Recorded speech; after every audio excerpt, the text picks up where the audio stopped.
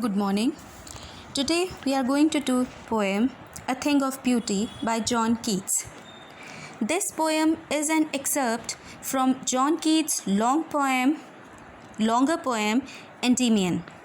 It was based on a Greek legend in which Endymion, a beautiful young shepherd, was enchanted by Cynthia, the moon goddess, and he decided to seek her out through the forest, down under the sea. For Keats, beauty was to be understood and felt in the bounties of nature. He was a worshipper of beauty, and beauty was truth, and truth was beauty. According to the poet, beauty never fades away or gets devalued. It remains forever new, appealing, and fascinating. Beauty is also a source of permanent joy and binds us to the earth. This poem contains Keats' concept of beauty, and it also highlights the importance and purpose of God in creating such beautiful objects all around. So the poem is like this. A thing of beauty is joy forever. Its loveliness increases.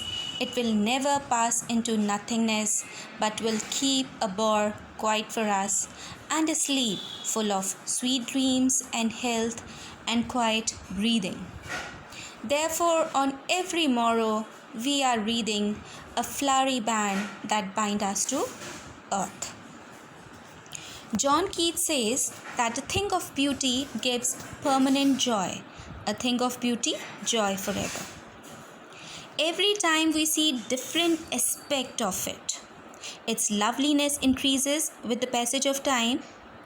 When it is not physically present, still its memory delights us. The happiness derived from objects of beauty will never end. Like any great work of arts, its value increases with time. So this beauty remains fresh, appealing, and everlasting.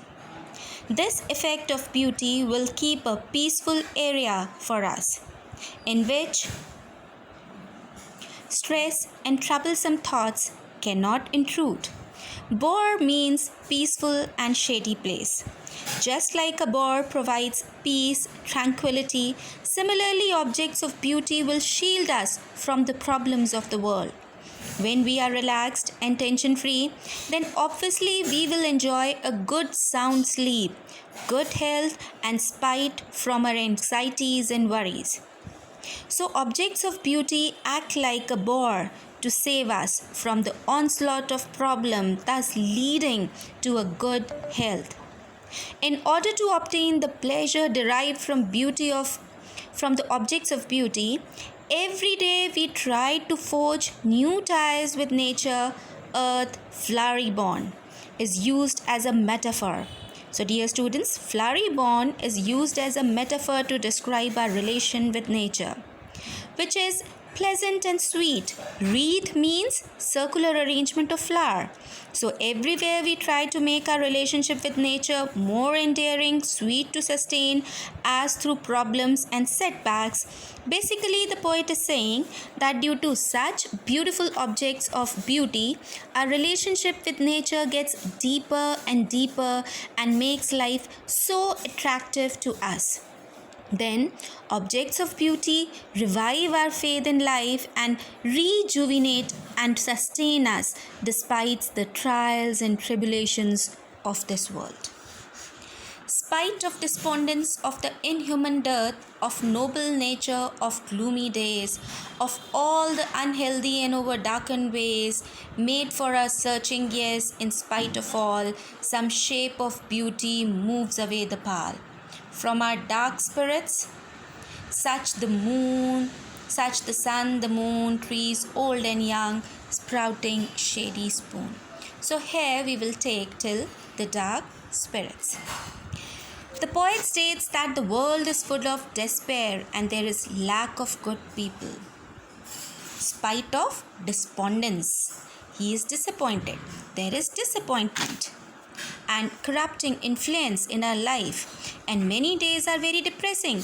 There is a severe dearth of noble people because man has moved away from ennobling influence of nature. We are constantly searching for a meaning of life and the purpose of our existence.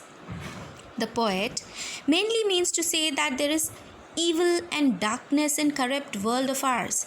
The thing of beauty comes to our aid by cheering us, removing unhappiness, making this world a worthy place to live in. Man strives and struggles to find a way out of this darkness and gloom in spite of experiencing gloom and remorse by seeing beauty in one form or the other.